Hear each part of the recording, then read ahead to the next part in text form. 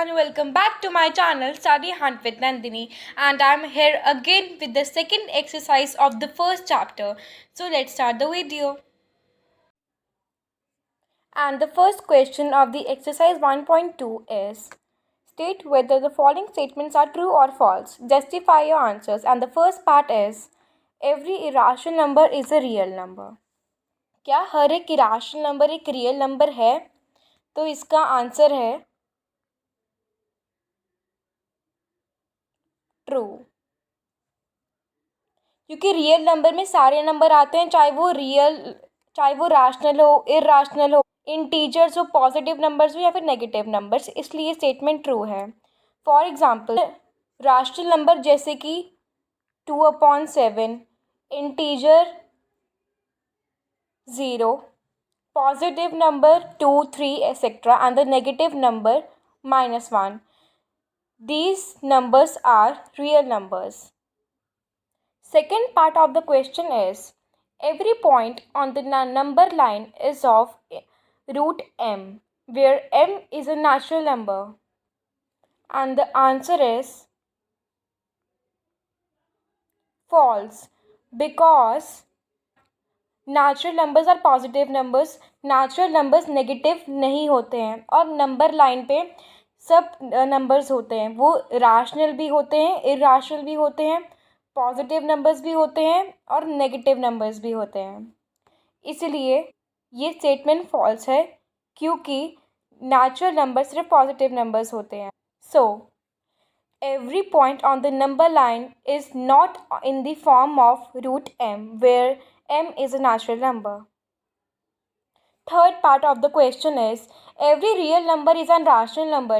क्या हर एक real number एक इरेशनल नंबर है? अब इरेशनल नंबर तो रियल नंबर हो सकते हैं, क्योंकि रियल नंबर्स में सब नंबर्स आते हैं, पर क्या एक रियल नंबर भी एक इरेशनल नंबर है? And the answer is false, क्योंकि जैसे कि रियल नंबर में सारे नंबर्स होते हैं, तो सारे नंबर्स इरेशनल तो नहीं होते. उनमें से कुछ इंटीजर्स भी होते हैं, पॉजिटिव नंबर्स होते हैं, नेगेटिव नंबर्स होते हैं, इंटीजर्स होते हैं. इसीलिए हर एक रियल नंबर एक इरेशनल नंबर तो नहीं है, पर एक इरेशनल नंबर एक रियल नंबर ज़रूर है. Second question, are the square roots of all positive integers irrational? If not, give an example of the square root of a number that is a rational number. इस question में हमें पूछा है कि जितने भी रूट वाले नंबर्स होते हैं, अगर इनका हम स्क्वायर करेंगे तो क्या वो हमेशा एक राशनल नंबर आएगा, यानी कि क्या हम उसे पी क्यू की फॉर्म में नहीं लिख सकते? तो इसका आंसर है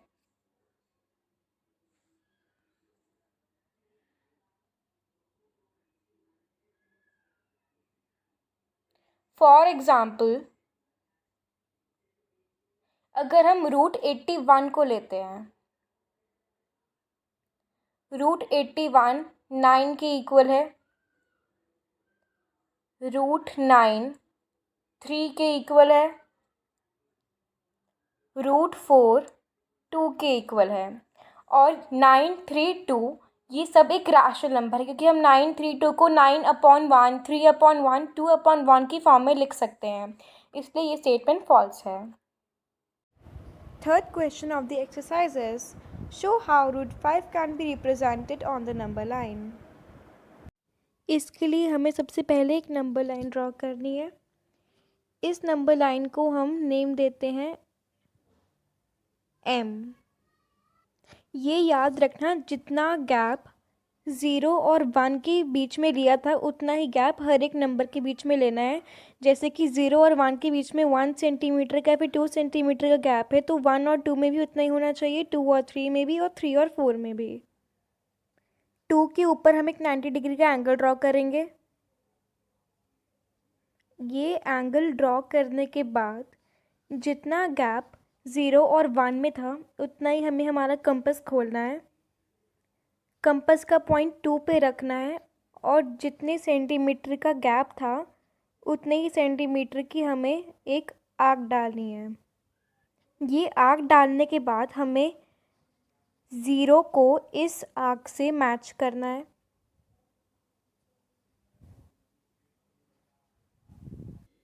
और इसको हम नेम दे देते हैं P। अब जितनी बड़ी ज़ीरो से लेके P तक लाइन थी उतना ही हमें कंपास खोलना है। ज़ीरो पे कंपास का पॉइंट होना चाहिए, इतनी बड़ी लाइन खुलेगी और P से हमें एक आर्क डालनी है, लाइन को बाइसेक्ट करना है and the point will lie hair.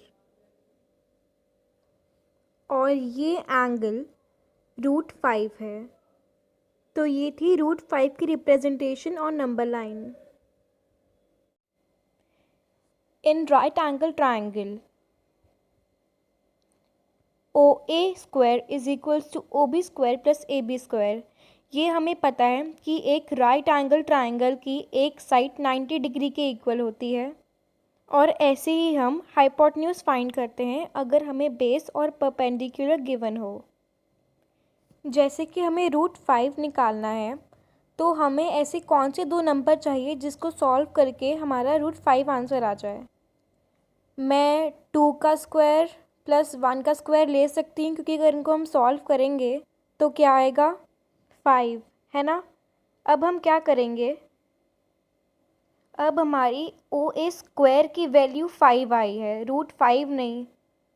ताकि OA² से स्क्वायर हट जाए हम ये स्क्वायर 5 को दे देंगे और 5 पे रूट लग जाएगा। तो ये थी हमारी exercise 1.2। If you have any doubt relating to this chapter, ask me in the comment section. Rest of the exercises will be continued in the videos.